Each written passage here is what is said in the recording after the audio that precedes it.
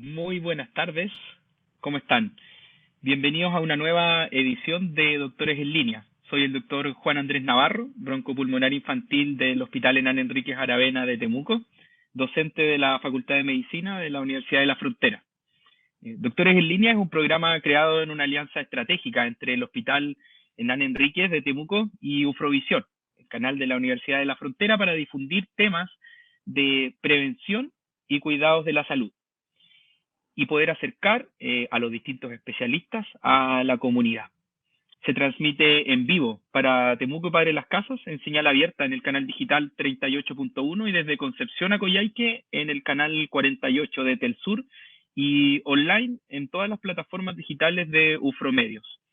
Hoy estamos en el sexto capítulo de la tercera temporada de Doctores en Línea y tenemos como invitado al doctor Esteban Pinto Kaliski. Él es diabetólogo de el Hospital Doctor Hernán Enríquez Aravena y el tema que vamos a tratar hoy es diabetes, qué es y cómo prevenirla. Un tema muy importante y muy relevante para la salud de nuestro país. Así que saludamos a doctor Pinto, ¿cómo está? Hola, doctor Navarro, un gusto. Muchas gracias por la invitación. Yo feliz en realidad. Estas instancias en diabetes son fundamentales. La educación a la población en relación a esta enfermedad que causa tantas complicaciones. Así que agradezco mucho al Hospital Hernán Enrique Aravena, a la Universidad de la Frontera y a usted. Un gusto estar con usted en esta tarde. Doctor, tenemos, la verdad que podríamos hablar, y sobre todo con usted, que es el especialista en esta materia, días completos sobre diabetes, así que vamos a entrar enseguida en terreno para que nos cuente efectivamente qué es la diabetes, cómo uno puede definirla y de qué estamos hablando cuando hablamos de diabetes. En términos simples, la diabetes es un grupo de enfermedades metabólicas caracterizadas por hiperglicemia. Cuando nosotros hablamos de hiperglicemia, estamos hablando del aumento del azúcar en la sangre. Y se debe a dos principales mecanismos de producción. Uno es el déficit de la secreción de insulina y el otro es el déficit en la acción de la insulina.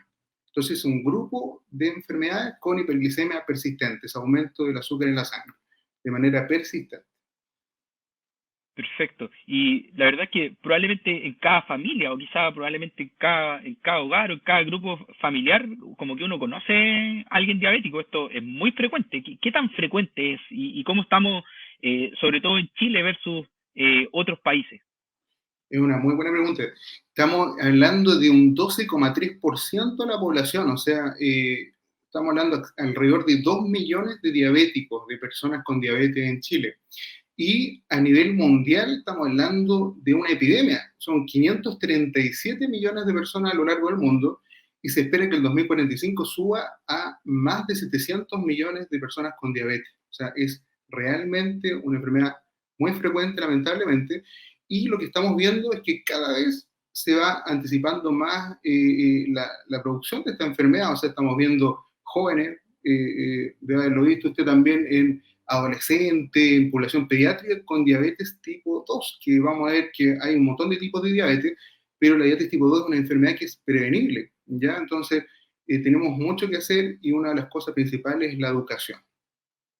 Mm, sí, eso es muy cierto. Y bueno, yo desde mi trinchera, ¿cierto? Como es la pediatría, nos toca ya ver muchos niños. Bueno, lo vamos a ver y vamos a aclarar un par de conceptos, lo que es la resistencia a la insulina, la prediabetes, y ya nos toca ver niños. Y para nosotros también la obesidad infantil es un problema, y eso finalmente vamos a ver que probablemente nos puede llevar. Ahora, eh, y existen varios tipos, usted nos mencionó, ¿cierto, doctor? Que hay varios tipos de diabetes. Uno tiene Es como uno solo asociado en el tintero, ¿cierto? importante y súper importante saber que existen muchos tipos de diabetes y nosotros podemos clasificarla en cuatro, ¿ya? Para hacerlo como un poquito más simple. Una es la diabetes tipo 1. La diabetes tipo 1 es una enfermedad que es autoinmune. Entonces, cuando uno habla de autoinmune es que el mismo organismo ataca el páncreas y produce en el fondo este tipo de diabetes. En general se ve en menores de 25 años, pero podríamos verlo a lo largo de toda la vida, ¿ya? Esa diabetes, lamentablemente, no se puede prevenir porque el mecanismo es autoinmune, como decía, y abarca un poquito en relación al 10% aproximadamente de los tipos de diabetes. Después tenemos el 90% más de los tipos de diabetes, que sería la diabetes tipo 2, y esa es la que podemos prevenir. y esa es la que se desencadena por los hábitos de vida que no son saludables. En el fondo, el sedentarismo, la poca actividad física, la obesidad, el sobrepeso y, en el fondo, la alimentación que no es saludable. Entonces, esa es donde tenemos que tratar de llegar antes a estas etapas que es la resistencia a la insulina, ¿cierto? La prediabetes, para que los pacientes no sean diabéticos. Y una vez que sean diabéticos, mantenerlos con buen control para prevenir las complicaciones. Después tenemos el otro grupo que es el grupo de la diabetes y el embarazo, ¿ya? Que es en realidad una diabetes que es propia del embarazo en pacientes que tienen mayor riesgo. También muchas veces relacionado con sobrepeso, obesidad y malos hábitos de alimentación, que también está dado por algunas cosas que van dándose en el embarazo, algunas cosas hormonales que predisponen a las personas a tener esta diabetes que es la gestacional. Y por último están los otros tipos específicos de diabetes. Ahí tenemos cosas mucho más específicas, por ejemplo, la diabetes genética, que se llama diabetes tipo MODY, diabetes pancreatogénica por alteraciones a nivel del páncreas exocrino. Por ejemplo, un paciente que tiene una pancreatitis aguda, un paciente que tiene una pancreatitis crónica, un paciente que tiene cáncer de páncreas, por ejemplo, o por fármacos. También vemos mucho en la práctica clínica de corticoides, gente que necesita por otras enfermedades corticoides, por ejemplo, en enfermedades autoinmunes, ¿ya? Y también otro tipo como en relación al trasplante. Cuando hay un trasplante también se ve diabetes asociado a trasplante. O diabetes por problemas que se llaman secundarios endocrinopatías también, por ejemplo, el síndrome de Cushing, otras cosas más específicas. Entonces tenemos un sinnúmero de diabetes, incluso por trastornos a nivel hepático, que es una diabetes que se llama hepatógena. ¿Ya? Entonces, pero de todos esos tipos, ¿cierto?, de diabetes son poco frecuentes. ¿Cuál es el tipo más frecuente de lo que nosotros más estamos acostumbrados? lejos es la diabetes tipo 2. Entonces, esa es la diabetes que nosotros tenemos en el fondo que diagnosticar a tiempo y ojalá prevenir, más que diagnosticar, ahí vamos a ir viendo las formas, pero realmente tratar de que no se produzca este tipo de diabetes que es prevenir. Pero finalmente, doctor, yo creo que algo que es súper importante, ¿cómo uno puede sospechar si es que hay alguien quizá que nos está viendo en su casa, ¿cierto? Y le han dicho que quizá pueda tener diabetes. Finalmente, ¿en qué cosas tiene que fijarse la gente o cómo también los médicos, ¿cierto?, tienen que hacer la sospecha o cómo se diagnostica? La primera cosa que es súper importante, que es una cosa que muchos pacientes piensan, que la diabetes da síntomas, ya la diabetes tipo 2. En general, esta diabetes tipo 2 en general no da síntomas, es una enfermedad silenciosa, por lo tanto no hay que esperar los síntomas para ir a acudir al médico. Entonces, la primera cosa en pacientes con factores de riesgo, llámese obesidad, sedentarismo, sobrepeso, antecedentes familiares también, papá, mamá diabético, o a mayor edad, cuando va aumentando la edad también, va disminuyendo la insulinosensibilidad, ya por la disminución de la masa muscular en los pacientes. En general, esos pacientes debieran hacerse un chequeo con exámenes, ¿ya? Entonces, la diabetes en general se hace acudiendo al médico con exámenes. Hay casos, ¿cierto?, en donde se hace el diagnóstico claramente con sintomatología. Con síntomas. Exactamente, pero eso cuando ya está bastante avanzada. O en casos de una diabetes, por ejemplo, tipo 1, que es esta autoinmune que hablamos, esa sí que se presenta con síntomas. Los síntomas en general de una diabetes descompensada o cuando se inicia una diabetes tipo 1, por ejemplo, son en general mucha sed, orinar mucho, mucha hambre y baja de peso. Perfecto. Perfecto. Y finalmente, usted nos hablaba, ¿cierto, doctor, del sedentarismo, de la epidemia que tenemos en nuestro país con la obesidad, el sobrepeso, pero esos son factores de riesgo, ¿cierto?, para poder llevar una diabetes. Exactamente. Entonces, en general, esa es la población de mayor riesgo de esta diabetes tipo 2, ¿ya? Que es sedentarismo, ya significa poca actividad física, poco ejercicio, que en la población chilena es muy, muy frecuente. La alimentación poco saludable también, esto de alimentos ultraprocesados, esto de baja ingesta de verduras, por ejemplo, y más ingesta de alimentos de mayor índice glicémico, o sea, cosas que suben mucho el azúcar. Eso claramente ha llevado a la gente, a la población en general, a tener resistencia a insulina, a pasar a un estado de prediabetes y ser diabético después también. Y además podemos, ¿cierto?, llevarlo a lo que ha sido estos 2 años de pandemia, cómo ha venido también a afectar, ¿cierto?, en nuestros hábitos, en nuestro estilo de vida, ¿cierto?, lo que ha sido el teletrabajo, estar mucho más sentados frente a un computador, alimentándonos quizás de una peor manera. Pero usted nos ha hablado, doctor, de algo y lo mencionó en algún momento del concepto o de lo que es la resistencia a la insulina. Y eso, ¿cómo uno podría tratar de explicárselo a la gente que hoy día que nos está mirando? Lo primero que es súper importante, hay gente que confunde, por ejemplo, la resistencia a la insulina con la prediabetes o con la diabetes. La resistencia a la insulina es como el primer paso ya de esta diabetes tipo 2 que se puede generar. Y la resistencia a la insulina es una condición ya que se llama fisiopatológica que da mayor riesgo para ser diabético y para otras enfermedades. Va muy asociada a veces a dislipidemia, o sea, problemas del colesterol, ¿cierto? De los lípidos, a hipertensión arterial. Y lo que se caracteriza este estado, en el fondo, esta condición, es un problema a nivel de la acción de la insulina. Ya hay un déficit en la acción de la insulina, o sea, hay producción, pero hay un problema en la acción a nivel de los receptores de insulina. ¿Ya? Entonces, lo interesante de esto es que el tratamiento ya es con hábitos de vida saludable, en general, siempre no es tratamiento farmacológico. La forma de revertir, que ese es un concepto muy importante, la resistencia a la insulina y la prediabetes, a diferencia de la diabetes, son reversibles, son estados que podemos revertir, esa es la idea, por eso hay que detectarlo en ese momento. Ahora, en resistencia a la insulina no necesitamos grandes exámenes para hacer el diagnóstico, se hace de manera clínica. Uno ve al paciente y ve ciertas cosas. Y yo siempre le digo a gente, incluso que va con familiares a la consulta y todo, fíjense en algún familiar para que vean en el fondo etapas precoces si tiene esto de la acantosis nígrica, que en el fondo el cuello muchas veces, mucha gente habla de que está más oscuro el cuello, que encuentran algún familiar con el cuello más oscuro. Eso es acantosis nígrica. Eso es muy indicador de insulinoresistencia. La otra cosa son los Y eso a nosotros nos toca verlo, disculpe doctor, eso a nosotros nos toca verlo muy frecuente también en niños. ¿Ah? No crea la gente quizá que nos está escuchando que esto se produce en población de adultos mayores o sobre los 40 o 50 años y que ahí uno se hace. Hoy en día nosotros tenemos una epidemia de obesidad en nuestro país que parte en la infancia. Ya nosotros en la parte pediátrica, ¿cierto? Es muy frecuente que nos toque ver niños con sobrepeso, con obesidad, y que ya empiezan a presentar este signo que usted menciona, ¿cierto? Que es la acantosis nigricans, que es que el cuello se comienza a manchar, ¿cierto? Se pone como negro, no por suciedad, ¿cierto? Sino que una piel que se torna negra, y eso es un signo clásico de resistencia a la insulina. Exactamente. Y la otra cosa son los acrocordones. Esto que muchos pacientes dicen, oh, a alguien le salió como una especie de lunares de carne, también en la zona cervical, en el cuello y en la zona axilar. En general se ve eso, la acantosis nigricans, que es esta zona más oscura, en el cuello y en la parte axilar. Entonces, ya con eso, más un paciente que tiene una obesidad, que llamamos visceral, y por la disposición de la grasita en esos pacientes, uno dice, ya un paciente que tiene resistencia a la insulina, no se necesitan mayores exámenes. Entonces eso es lo interesante. Al hacer ese diagnóstico estamos haciendo el tiro, ¿cierto? Diciéndole al paciente que tiene que hacer una alimentación saludable, tiene que hacer ejercicio para no llegar a ser ni prediabético ni diabético en un futuro. Pero y ahí, ¿cuál podría aclararnos, doctor, cuál es el concepto de prediabetes?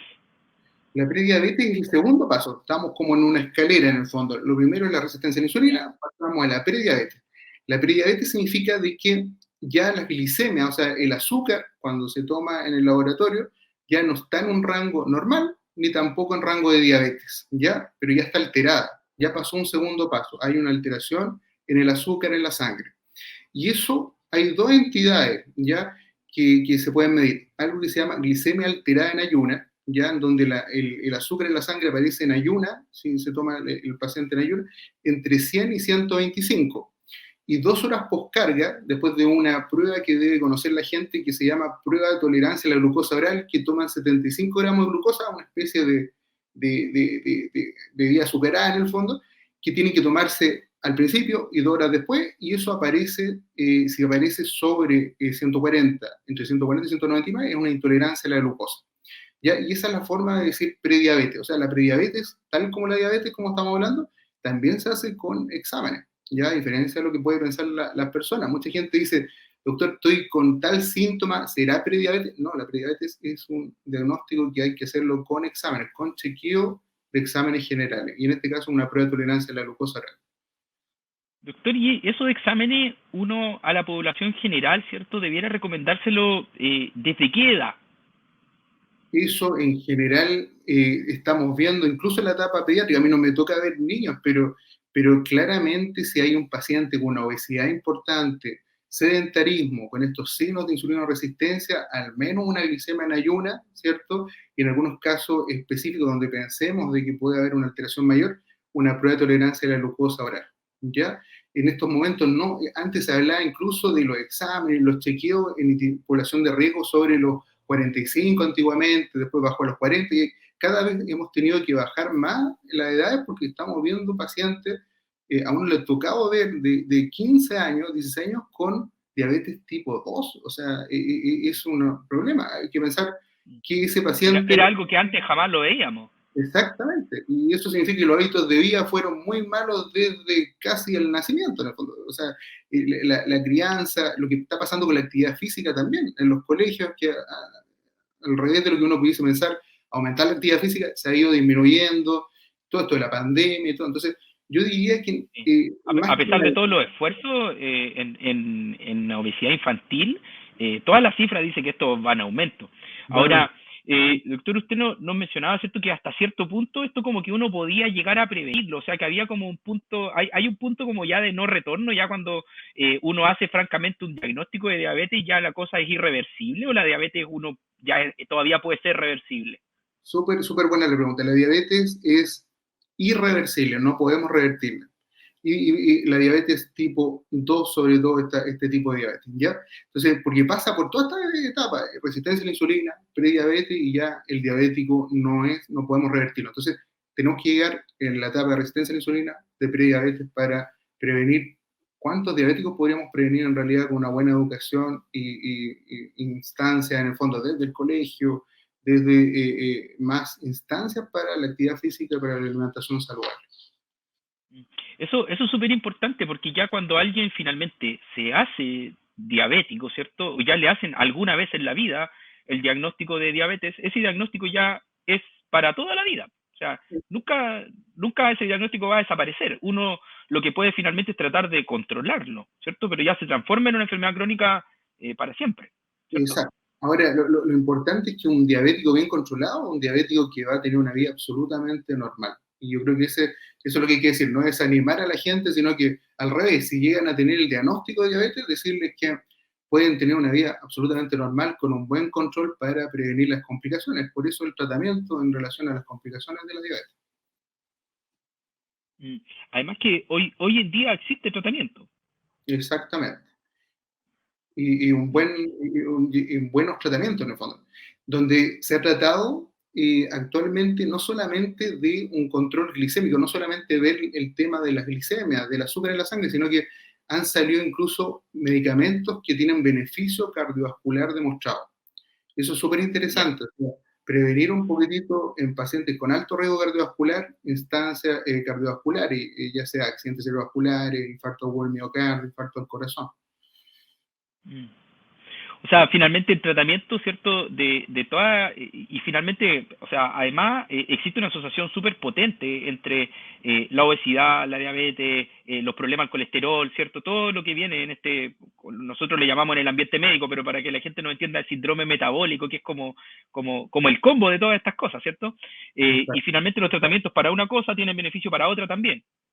Exactamente, hay que pensar de que de no partimos con los tipos de diabetes también son distintos. Los diabéticos tipo 1 se comportan de manera distinta, el tratamiento siempre va a ser insulina, en los diabéticos tipo 1, insulina lenta, rápida, por el mecanismo de acción, ellos lamentablemente no pueden prevenir esta enfermedad, pero pueden controlarla muy bien, ¿ya? Y eso es súper importante que la gente también distinga que existen distintos tipos de diabetes, ¿ya? Hay diabéticos tipo 1 para que se sepa también. Ahora, la diabetes tipo 2, claro, claramente hay fármacos antidiabéticos orales, ahí podemos ocupar medicamentos, lo que deben conocer la gente, la metformina, la glibenclamida, la atención primaria, pero han salido cosas nuevas, medicamentos, hay fármacos con efecto incretina que se llama, que tienen beneficio cardiovascular, también otros fármacos como se llaman inhibidores SGLT2 que botan azúcar por la orina. Entonces, son cosas bastante interesantes y tienen varios trabajos últimamente de beneficio cardiovascular demostrado. Y tal como usted dice, la diabetes tipo 2 se asocia en general a problemas a nivel del colesterol, a problemas de hipertensión, entonces sumamos un paciente de mucho riesgo en general. Mm. Porque además, ¿cierto? La diabetes es una enfermedad que afecta a distintos órganos, no solo afecta, ¿cierto? Lo que uno tiene pensado, ¿cierto? Que esto que aumenta el azúcar, pero eso finalmente trae problemas a todo nivel, Eh, riñones, ojo, corazón, cerebro, etcétera. Exacto. Es lo que lo hace tan importante, ¿cierto? Y por eso lo traemos, ¿cierto? Como un tema tan relevante para la salud de la gente, de que podamos aprender un poco más sobre diabetes por el impacto que tiene esta enfermedad, finalmente. Exactamente, nosotros ahí podemos dividir las complicaciones en dos tipos.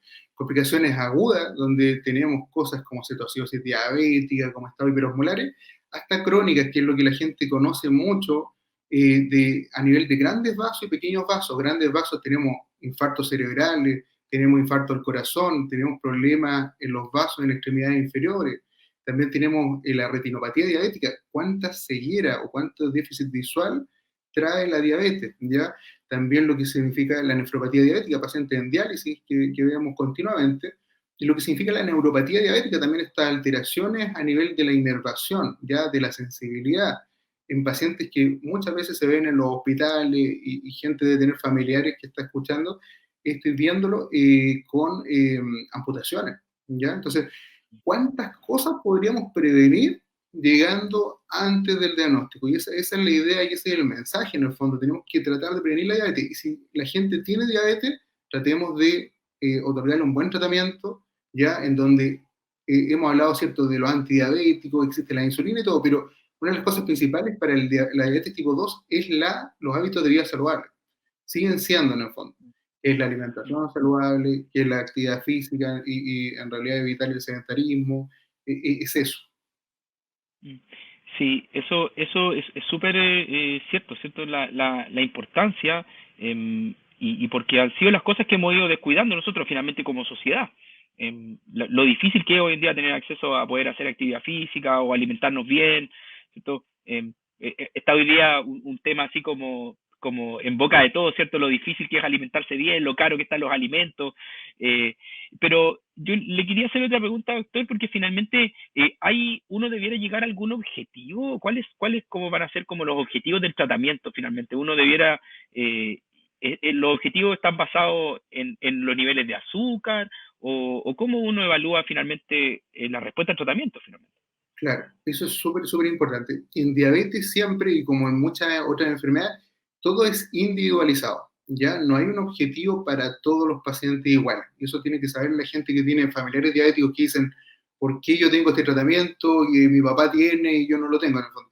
Es muy distinto un paciente de otro. Entonces, si nosotros hablamos de glicemias, para tener así como un espectro, en general uno dice glicemia, azúcar en la sangre, en ayuna o precomida, uno habla de 80 a 130. Ese es como el rango que uno tiene como referencia.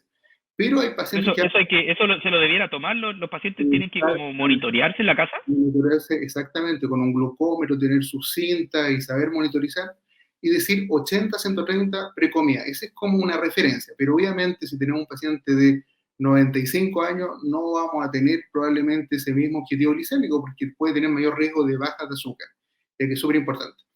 Y la otra cosa muy importante es ir midiendo a los pacientes con un examen que se llama hemoglobina glicosilada, que es el promedio del azúcar que los diabéticos lo deben conocer siempre. El promedio del azúcar los 3 últimos meses. Eso en general se ha visto que en menor a 7% en realidad se previenen bastante las complicaciones, pero también teniendo como un rango de referencia. En algunos pacientes, también con mayor riesgo de bajas de azúcar, de glicemia, nosotros tendemos a tener una hemoglobina glicosilada, ese promedio del azúcar, más alto, en el fondo, el objetivo es más flexible. Y en pacientes, por ejemplo, más jóvenes, si tenemos un diabético tipo 1, por ejemplo, de 20 años, vamos a ser lo más estrictos posible. Podemos ir incluso al 6,5% de hemoglobina glicosilada. Entonces, todo es individualizado, pero esos son los parámetros para tener en cuenta. Y aparte de eso, uno no puede centrarse solamente en la glicemia, sino que también hay que ver el colesterol, ¿cierto? Hay que ver las presiones, todo eso, pensando en este diabetes tipo 2, que es la más frecuente, que se asocia mucho a esas comorbilidades y que hacen de ese paciente un paciente de mucho riesgo cardiovascular. Esa hemoglobina glicosilada es la herramienta que tiene el doctor para pillar a los pacientes cuando no se portan muy bien, ¿o no? Exactamente, esa es la cusete que le llaman, la que le tienen miedo a los pacientes. Sí, sí, le tienen miedo. Exactamente. Pero, y bueno, ahora hay cosas más modernas en realidad en los últimos años, que hay monitoreos continuos de glucosa, hay una especie de sensores que nos otorgan, miden glicemia intersticial, otro tipo de, y vemos tiempos en rango, o sea, en rango de glicemia, en este caso intersticial, glucosa intersticial, vemos un cierto rango y vemos cómo anda el paciente con la tendencia de glicemia, ya no solamente con glicemias capilares. Eso ha sido un tremendo complemento para nosotros, para ver cosas que no se veían. Podemos ver, por ejemplo, si el paciente ha tenido bajas de azúcar en la noche. Eso es lo que se ocupa mucho en las bombas de insulina, que tienen sensor integrado, que es para los diabéticos tipo 1. Es increíble cómo ha ido avanzando esto. Yo desde que, no sé, yo desde mi área y desde un poco la ignorancia, ¿cierto? Hay muchas cosas que para uno hoy en día son desconocidos, doctor, y qué bueno, porque también habla de que a nivel de la investigación en salud, ¿cierto? Han ido apareciendo nuevos medicamentos, nuevas herramientas de monitoreo, y finalmente estas cosas están a disposición de nuestros pacientes, porque mencionemos, ¿cierto?, que ambos aquí somos médicos de servicio público, de Hospital Hernán Enrique Aravena, ambos del Hospital Nuevo, ¿cierto?, Complejo Asistencial Padre Las Casas, y comentábamos, ¿cierto?, antes de partir este programa, de que muchas de esas herramientas que son, como uno le podría llamar, de última generación, ¿cierto?, o que van más novedosas, hoy en día también están disponibles para nuestros pacientes. Exactamente. Y una gran cosa, en el servicio público, en el Hospital Hernán Enrique Aravena, tenemos en realidad múltiples herramientas. Tenemos fármacos de última generación, pero nada va a dar resultados si no tenemos la prevención antes. O sea, no llegar ojalá a hacer que el paciente sea diabético, y también otorgar también responsabilidad a los pacientes en su tratamiento. Yo siempre hablamos con los pacientes, la mitad es el tratamiento médico, ¿cierto? La mitad es el tratamiento de la enfermera, lo que hace la enfermera, nutricionista, pero también corresponde al paciente la diabetes tipo 2. Bueno, y en la mayoría de las diabetes también la responsabilidad ya en su tratamiento, súper importante. Mm. Sí, es cierto, finalmente uno, ¿cierto? Uno puede hacer una parte y hacer un diagnóstico súper exacto, pero finalmente está en manos de cada paciente, ¿cierto? Tomar las decisiones, de cambiar sus hábitos de vida, ¿cierto? De alimentarse mejor, ¿cierto? Ya decir, ok, hoy día voy a salir a caminar un poco, voy a dejar el auto en la casa, ¿cierto? Voy a caminar un poquito. Eh, Doctor, y en relación a eso, por ejemplo, las recomendaciones de actividad física, ¿qué es lo que uno debiera recomendarle? ¿Qué es lo que todos debiéramos hacer y cómo eso debiéramos llevarlo a la práctica? Son recomendados al menos 150 minutos semanales de actividad física.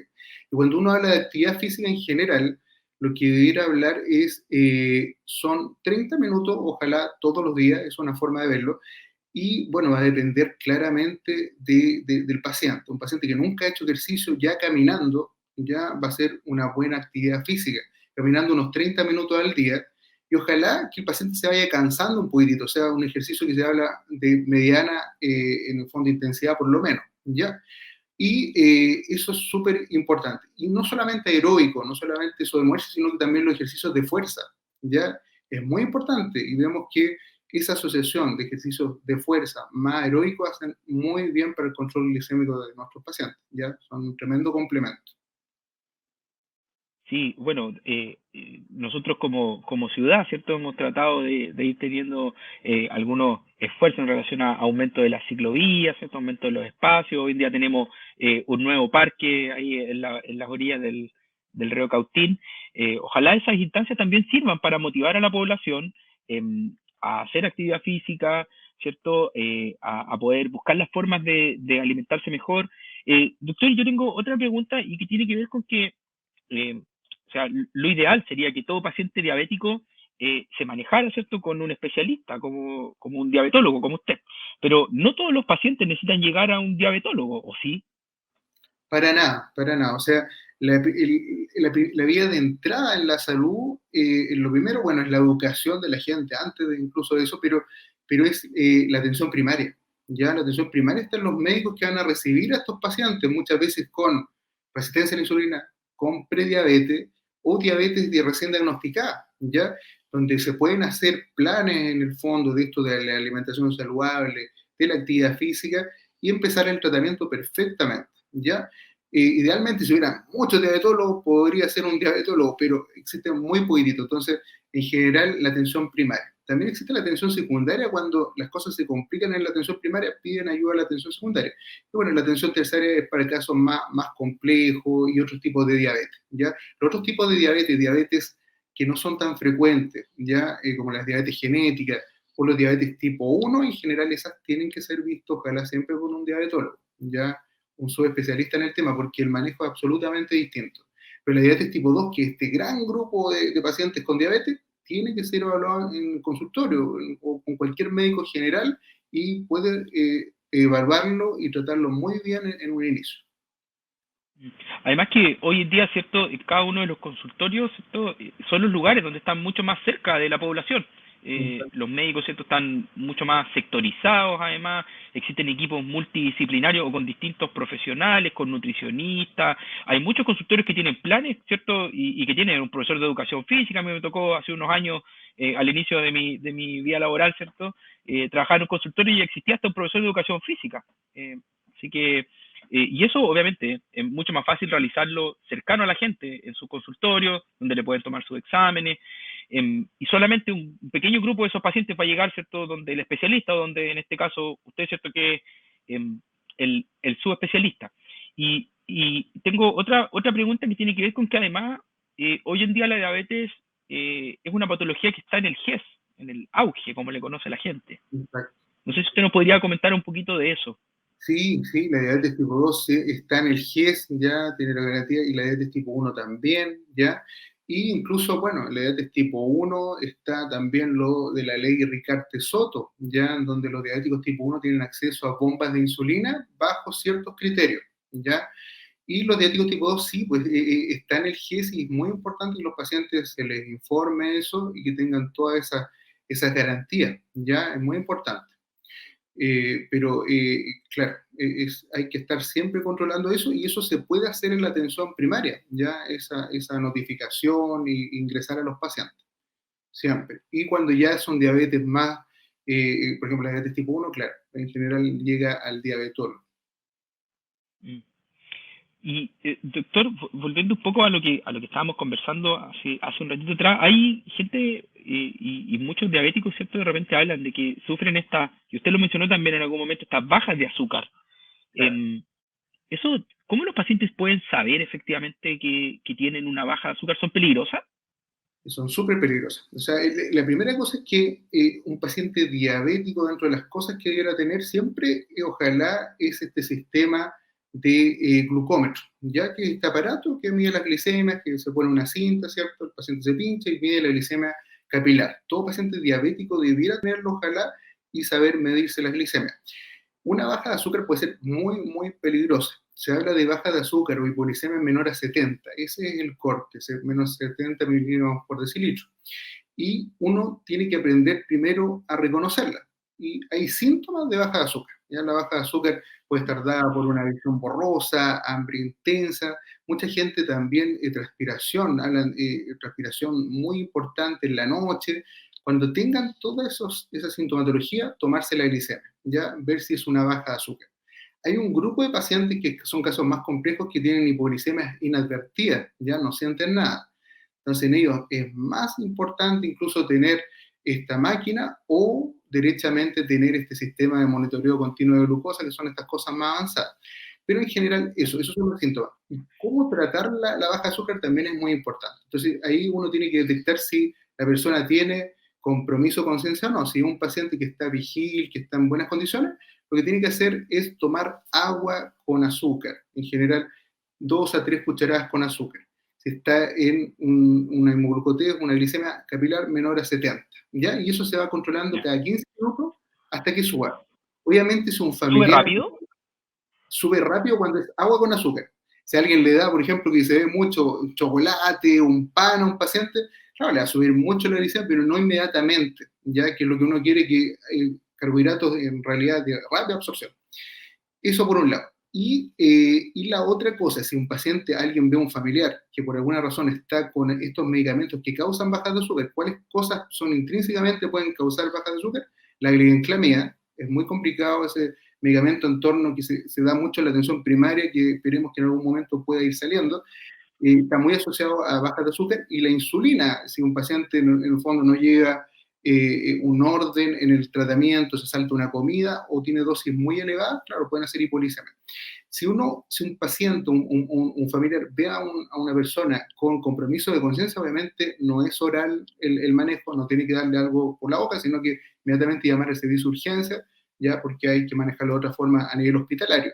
Y los diabéticos tipo 1 ellos cuentan también con glucagón, que es una sustancia que se inyecta y aumenta inmediatamente el azúcar y salen de la hipoglicemia. Perfecto, perfecto. Doctor, esto la verdad que da mucho para hablar, pero lo que yo creo, y más donde queremos, bueno, en primer lugar, invitar a la gente, ¿cierto? Si es que alguien tiene alguna pregunta relacionada al tema, si usted es diabético, si tiene alguna pregunta que quiera hacerle al doctor Esteban Pinto, ¿cierto? La puede hacer a través de las redes sociales de UFRO Medio, puede hacernos llegar su pregunta, nosotros la vamos a tirar enseguida al aire y finalmente reiterar un poco, ¿cierto? ¿Cómo nosotros finalmente, lo que nosotros le vamos a recomendar a la gente? Entonces, ¿cuáles Primero, debieran ser las formas en que ellos debieran alimentarse? ¿Cada cuánto eh, tiempo sus chequeos de exámenes? ya, eso es súper importante. Entonces, primera cosa, reconocer que existen distintos tipos de diabetes. En general, la diabetes más frecuente es la diabetes tipo 2, sobre el 90% de los casos. Esa diabetes tipo 2 es prevenible. Lo que hablábamos, esos procesos en donde hay una resistencia a la insulina prediabetes son reversibles, el diabético tipo 2 es diabético para siempre, ¿no? Pero puede tener un muy buen control si se dan las cosas en su momento y con el tratamiento no farmacológico, farmacológico adecuado. Y es fundamental en todo diabético, ya o paciente con diabetes, esto de la alimentación saludable, o sea, evitar estos alimentos ultraprocesados, ricos en grasa, preferir todo lo que significa las verduras, ya frutas en ciertas cantidades, ya, y evitar alimentos que suban mucho el azúcar en la sangre, ya, que son los alimentos en alto índice glicémico. Y la actividad física, lo que hablamos, actividad física aeróbica, o sea, 150 minutos semanales por lo menos, son 30 minutos al día, ojalá todos los días de la semana. Y lo otro es, en todo paciente que tenga factores de riesgo, ¿cierto? Sobrepeso, obesidad, sedentarismo, mala alimentación, exámenes médicos, un chequeo médico, ir al consultorio, ir a cualquier consultorio y pedir un chequeo, ¿ya? Pacientes que tengan antecedentes familiares de diabetes, papá, mamá, hermano, y también a mayor edad, recordar que va aumentando también el riesgo de diabetes, todos ellos ir a tomarse exámenes, por lo menos un chequeo general. Dependiendo de qué vaya pasando en el chequeo, si un paciente aparece con prediabetes, ¿cierto? Un paciente es diabético, los diabéticos en general, por lo menos cada 3 meses vemos a los pacientes diabéticos, ¿ya? Si es prediabético, hay que irlos chequeando dependiendo del grado de glicemia elevada, de alteración de la glicemia, pero en general uno podría controlarlos cada 6 meses, en algunos casos anualmente, dependiendo de lo que vayan haciendo de esto de los estilos de vida saludables. ¿Ya? Pero lo más importante y acordarse, la diabetes no da síntomas al menos que esté descompensada, o al menos que sea otro tipo de diabetes como la diabetes tipo 1 que se diagnostica por síntomas, pero son casos, no es lo más frecuente, ¿ya? Lo que más vemos nosotros es diabetes tipo 2, y esa es prevenible y es asintomática, los pacientes no tienen síntomas, tienen que hacerse un chequeo para diagnosticarlo. Mm. Perfecto, perfecto. Reiteramos, ¿cierto?, a la población o a las personas, ¿cierto?, que nos están mirando, si es que alguien tiene alguna otra pregunta, la puede hacer. En estos momentos estamos transmitiendo, ¿cierto?, a través de Facebook y a través de todos los canales digitales de Upromedio, junto al doctor Esteban Pinto, a quien agradecemos, ¿cierto? Doctor, ¿cómo esto quiero una pregunta un poco más personal, ¿cierto?, de usted como médico. ¿Cómo finalmente logramos convencer, ¿cierto?, a la gente? ¿Cómo uno logra eso? Porque yo también, a mí me toca ver pacientes con enfermedades crónicas. En mi caso, por ejemplo, la mayoría niños asmáticos, niños con infecciones respiratorias, y muchas veces uno como médico eh, lucha, ¿cierto?, contra los pacientes que finalmente no hacen o no siguen las instrucciones que uno finalmente quiere que hagan. ¿Cómo y cuáles serían sus recomendaciones o cómo usted lo enfrenta como especialista finalmente frente a las enfermedades crónicas? En general, yo creo que la diabetes es algo multidimensional y hay que abarcar a la persona no solamente desde el punto de vista orgánico, no solamente desde el punto de vista de la diabetes o de la hiperglicemia o el aumento del azúcar. Hay que ver todo el contexto que lleva al paciente muchas veces a comer compulsivamente, a tener desorden en los horarios. Siempre uno le dice también a los alumnos cuando tenemos clases, esto de fijarse con quién vive el paciente, en qué trabaja el paciente. Muchos pacientes trabajan como camioneros, trabajan como guardias de seguridad, donde tienen un tremendo descalabro en el fondo en los horarios. Entonces, primero, fijarse bien en eso y actuar ante eso. ¿No? Eso, y individualizar en el fondo el enfoque y el manejo. Y en general nosotros también les mostramos, bueno, ellos lamentablemente, muchos pacientes tienen familiares con diabetes que han tenido todas estas complicaciones, las amputaciones, la diálisis, y les mostramos en realidad lo que significa, ¿ya? Les damos a conocer lo que significa cada una de esas complicaciones y cómo alguien puede prevenirlas realmente con un buen control glicémico.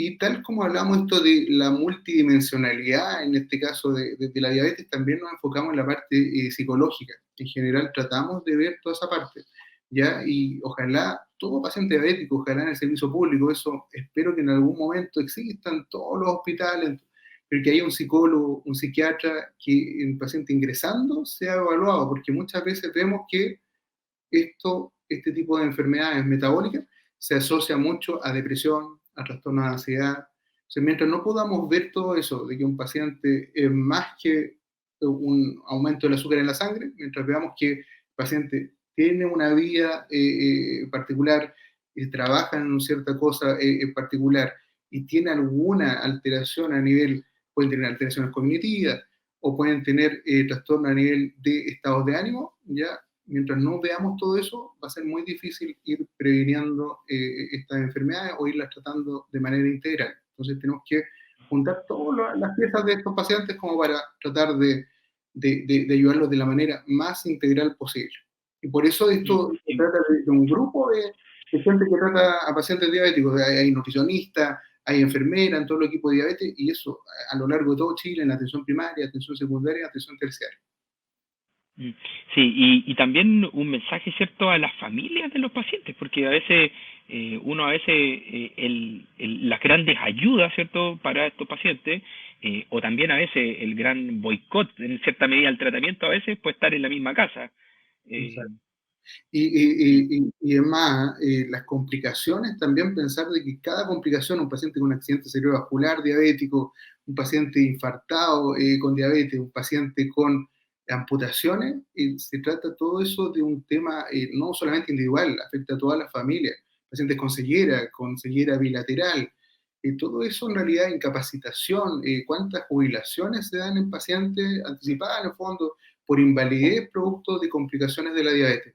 Estamos hablando de que si pudiésemos prevenir esto o tratarlo bien a tiempo, estaríamos hablando de cuántas hospitalizaciones menos, cuántos recursos para el Estado menos y cuántos problemas menos también, no solamente para el paciente, sino que para el entorno familiar. Tenemos un paciente con una amputación, lo que trastoca la vida familiar. Tenemos un paciente con una amaurosis bilateral, ¿cuánto puede trastocar la vida de esa persona y de la familia? Entonces tenemos que ver todo esto de por manera eso, integral. sí, sí, es cierto. Por eso, bueno, ya casi estamos un poco llegando al término de esta conversación, pero no nos quedemos con esa sensación como de las complicaciones, sino que al contrario, yo le había enviado una imagen ahí a nuestra ayuda digital. Yo quería, perdón, doctor, que me tomé la libertad de compartir una imagen que yo creo que dejarla como uno de los mensajes, porque de repente uno le dice a los pacientes, coman saludable. Esta es la imagen que tiene y que es del Ministerio de Salud. Nosotros la usamos mucho en pediatría, y es finalmente cuando uno quiere explicarle a los pacientes cuáles son las formas, cuáles son las recomendaciones que uno debiera hacer, ¿cierto? Quizás hay muchos que han visto esta imagen, ¿cierto? O la han pasado, o la han visto quizás en algún consultorio, en algún hospital, y la verdad es que es una gráfica bien buena, hay harto trabajo detrás de estas imágenes, y esto cuando uno habla de alimentación saludable, pensando en diabetes, pensando en obesidad infantil, y yo creo que es un mensaje súper potente de entregar como para ya ir terminando esta conversación, el aumento del consumo de frutas y verduras, y que ojalá fuera la mitad de lo que nosotros consumimos en general. Nosotros estamos acostumbrados a comernos un plato de tallarines, ¿cierto? O un arroz con carne, eh, pero finalmente, ojalá la verdura y la fruta fueran la mitad de lo que nosotros consumimos. Eh, Exactamente. Sí, esa es la base en el fondo para la prevención. Y tal como uno dice, o sea, haciendo todo eso, más los chequeos de rutina. Yo creo que hay poca cultura de irse a hacer un chequeo de rutina. La gente empieza, o sea, espera estar enferma en el fondo, sentir algún síntoma para irse a hacer un chequeo. Tiene que haber una cultura de hacerse un chequeo anual. Un paciente incluso sin mayores factores de riesgo y general, ver un hemograma, ver una glicemia, tiene que haber esa cultura de un chequeo preventivo. Eso es súper importante. Aparte, obviamente, de todas esas cosas fundamentales, la alimentación saludable y la actividad física actividad como hemos física. Sí, motivar a la gente. En nuestra ciudad nos cuesta, además ya viene el invierno, hace frío, hay horarios en los que además tenemos alto índice de contaminación, pero yo creo que es importante que la gente busque las instancias. Yo creo que a veces, obviamente, las realidades, ¿cierto?, personales o familiares a veces son distintas y uno, eso obviamente es entendible. Nosotros vivimos en una sociedad donde los horarios laborales son largos, etcétera, etcétera, y pueden haber muchos contras o muchas cosas como de nuestras condiciones sociales que van en contra del fomento de la actividad física, pero qué importante a veces en caminar un poquito más, ¿cierto? Tomar su tiempo para caminar, para ahorrarse un ascensor y subir una escalera, esas cosas, ¿cierto? Claramente van sumando y van sumando en pro de una salud. Exacto. Si no se necesitan tantos recursos, en el fondo, para poder empezar a hacer ese tipo de cosas, ¿ya? Así que, claro, caminar esa caminata, que el paciente se cansa un poquitito, eso ya es bueno, 30 minutos al día por 7 días a la semana, ya sería un tremendo aporte más la alimentación para prevenir esta complicación. Mm. Mire, tenemos una pregunta del público que me pareció bien interesante. Norita Tapia Sáez pregunta, ¿es importante la hemoglobina glicosilada en los pacientes diabéticos tipo 1? Es súper buena la pregunta. Es fundamental en todo tipo de diabetes. Ya el promedio del azúcar que nos mide sobre todo el riesgo de complicaciones a largo plazo de la diabetes. Ya eso, a pesar de toda la tecnología que ha salido, no se reemplaza ese riesgo de complicaciones dado por la hemoglobina glicosilada. Lo que sí, los diabéticos tipo 1 ocupamos también otras cosas como el tiempo en rango, ya con los sensores.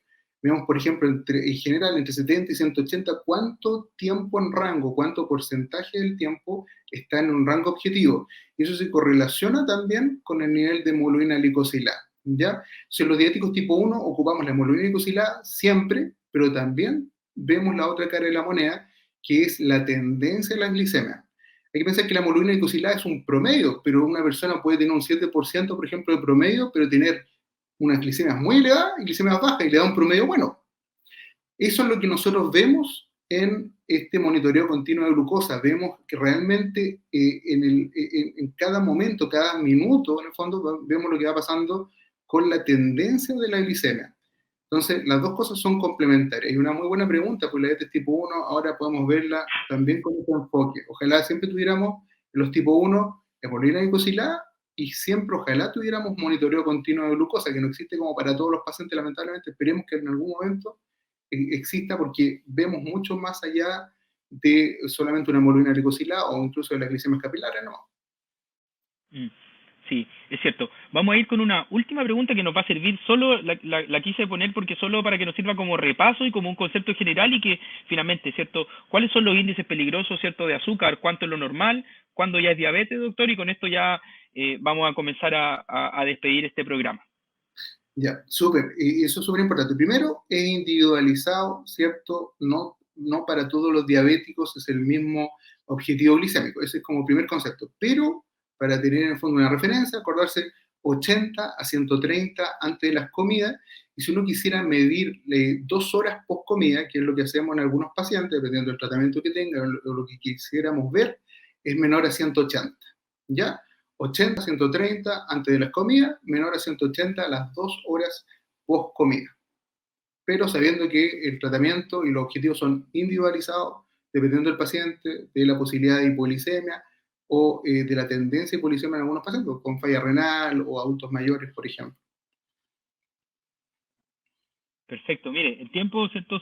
Siempre se hace corto y pasa rápido, pero la verdad es que esperamos haber podido entregar, ¿cierto? Un poco a la comunidad la importancia de esto, la importancia de la prevención, la importancia de los hábitos saludables, de la actividad física, de una buena alimentación.